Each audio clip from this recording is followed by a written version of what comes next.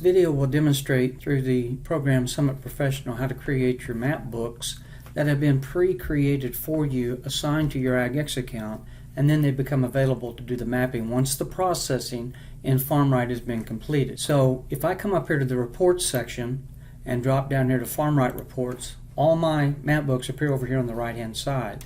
And you may see some things here that you don't currently have, and all you need to do is get a hold of your account manager, your sales representative, and we can put these together for you. Here's one that's got yield analysis that takes it to a little higher level as far as being able to statistically analyze the data. I've got some examples of these I'm going to show you. Here's some reports that we can do based off of the different yield by variety by soil type, yield by soil type by variety types of reports. And then you get into the fertility. And fertility can have as much or as little as what you want in here. So these are each pages that's within a map book itself that somebody has set up. Now these are of course demonstration map books, but this could be for your company, whereas the colors, the number of classes, the classification methodology, all of that is dependent upon what you want that to be. You can do this across the farm, across the field, and up across the grower. As far as summary reports for products, for nutrients, the yield analysis can be run from the grower level, the farm level, the field level.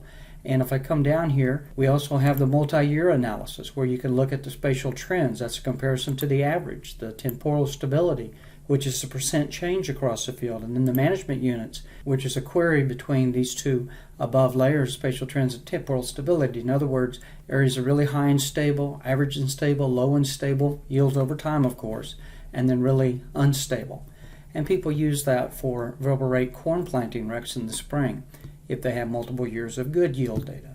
So with that being said, when you run one of these, if I come up here and pick just a demonstration field here to do this, I'll come over here and open this up, and here's a, I believe, Mapbook report that I'll just select everything and then come down here and I'll map this in the lower left. Now you could query this across by date, by crop season, as far as the data goes and what seasons you only want to run it for.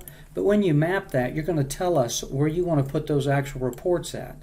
So if I come up here to the 2020, and this happens to be for Bob Anderson, I've already got a Bob Anderson folder, and I'll hit OK to that, and it's going to go through that 36 pages of maps, and the first 5 to 6 maps here have got imagery in the background, so it's downloading that imagery, and then once it's completed, it'll zip through the rest of these.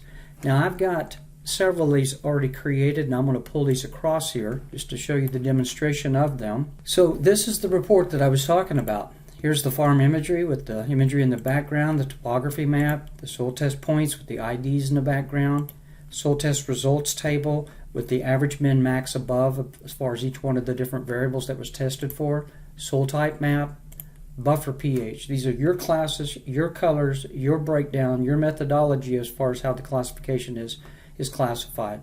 The pH map, all of this is dependent upon what you want.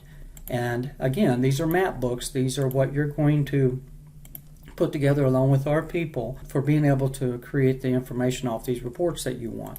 Here's the P recommendation showing what was utilized to create that. Here's a key bray on the left hand side and the recommendation over on the right hand side for the nutrient, and all the way down the list. It's totally open to whatever you want and or don't want within your map books themselves. Here's a second map book that's yield analysis, and this is yield by soil type. Here's the yield by the soil type itself across the acres, the average, the yield ranges, and what the total bushels are. Yield by soil type by variety.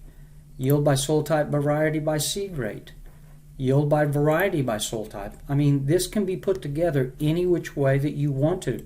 Yield by pH classification. You're in charge of creating how many classes you want, what the breakdown of those classes are. Yield by organic matter. It's endless what you can do with these different map books.